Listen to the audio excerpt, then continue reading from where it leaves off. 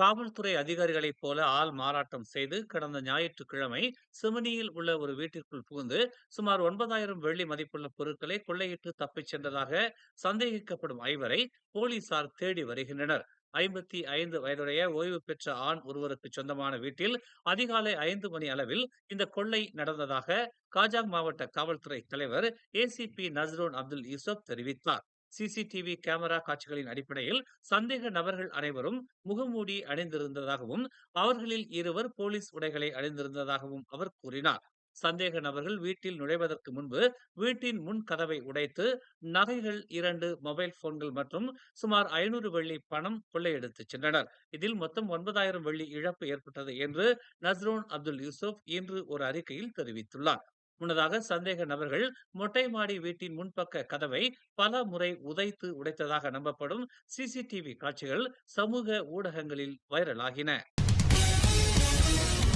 புதிதாக தேர்ந்தெடுக்கப்பட்டுள்ள போப் லியோவுக்கு பிரதமர் டதஸ்ரீ அன்வார் இப்ராஹிம் தமது வாழ்த்துக்களை தெரிவித்துள்ளார்.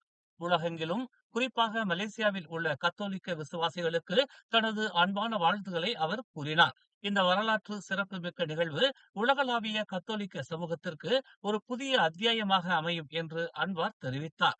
மலேசியா புனித போப் உடனான தனது உறவுகளை மதிக்கிறது. மேலும் பரஸ்பர மரியாதை, உரையாடல் மற்றும் அமைதி, மனித கண்ணியத்திற்கான பகிரப்பட்ட அர்ப்பணிப்பு ஆகியவற்றில் வேரூன்றிய தொடர்ச்சியான ஈடுபாட்டை எதிர்நோக்குகிறோம் என்று அன்வார் இன்று தமது முகநூல் பதிவில் தெரிவித்துள்ளார். சிகாகோவைச் சேர்ந்த 69 வயதான கார்டினல் ராபர்ட் பிரிவோஸ்ட் வியாழக்கிழமை புதிய போப்பாக தேர்ந்தெடுக்கப்பட்டார். போப் பதவியில் அமர்ந்துள்ள முதல் அமெரிக்கர் அவர் என்பது குறிப்பிடத்தக்கது.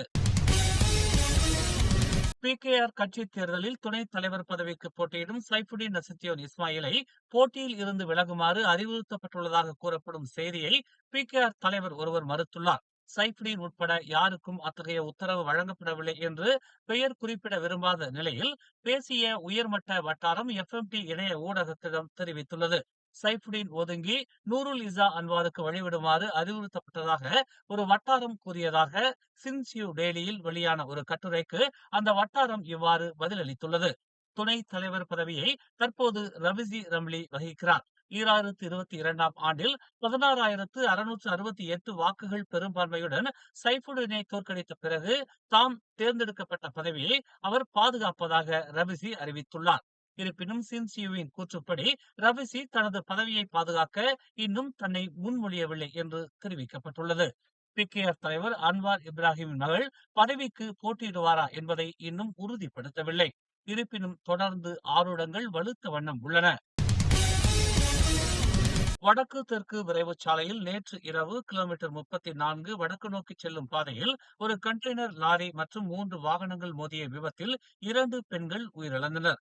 மேலும் 15 பேர் காயமடைந்தனர். இரவு 10:35 மணிக்கு நிகழ்ந்த இந்த விபத்தில் டொயோட்டா எஸ்டிமா, மஸ்டா, டொயோட்டா ஹைலக்ஸ் மற்றும் கண்டெய்னர் லாரி ஆகியவை மோதிக் கொண்டன. சம்பவம் நிகழ்ந்த போது அனைத்து வாகனங்களும் வடக்கு நோக்கி சென்று கொண்டிருந்ததாக கூலாய் தீயணைப்பு மற்றும் மீட்புத்துறை செயல்பாட்டு தளபதி முகமது பிர்டாவுஸ் ஜுரேடா தெரிவித்தார். தீயணைப்பு மற்றும் மீட்புத்துறை இரவு 10:56 மணிக்கு வந்தபோது 4 வாகனங்கள் சம்பந்தப்பட்ட ஒரு பெரிய சாலை விபத்தை தங்கள் குழு உறுதிப்படுத்தியதாக அவர் கூறினார். டொயோட்டா எஸ்டிமாவில் 2 பெண் பயணிகள் சம்பவ இடத்திலேயே இறந்து விட்டதாக அறிவிக்கப்பட்டதாகவும் அவர் இன்று தெரிவித்தார்.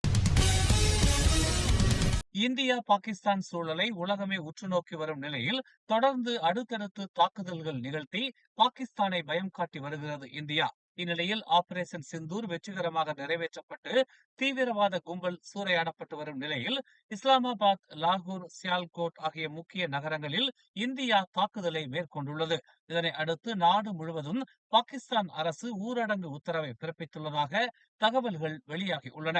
மே 7ஆம் தேதி இந்திய ராணுவத்தால் ஆபரேஷன் சிந்தூர் நடத்திய பிறகு பாகிஸ்தானால் ட்ரோன்கள் மற்றும் ஏவுகணைகள் ஏவப்பட்டன. ஆனால் இந்தியாவின் S-400 வான் பாதுகாப்பு ஏவுகணை அமைப்பு வெற்றிகரமாக அதனை முறியடித்தது.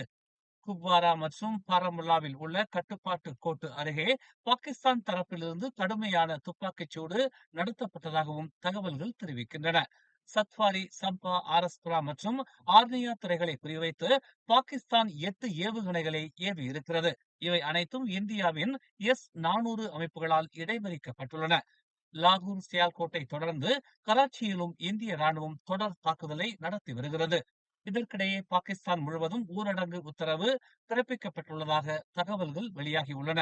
இந்தியா, பாகிஸ்தான் இடையேயான தாக்குதல் உச்சத்தை தொட்டுள்ள நிலையில் அந்நாடு முழுவதும் ஊரடங்கு உத்தரவு பிறப்பிக்கப்பட்டுள்ளதாகவும் பாகிஸ்தான் பிரதமர் பாதுகாப்பான இடத்திற்கு அழைத்துச் செல்லப்பட்டுள்ளதாகவும் தகவல்கள் வெளியாகியுள்ளன.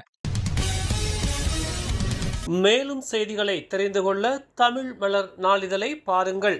எங்களோடு இணைந்திருக்க மலர் டிவியை பதிவு செய்து கொள்ளுங்கள். உறவுகள் மகிழ்ந்திட விருப்பம் மற்றும் பகிர்வு சேவையை சொடுக்கிடுங்கள்.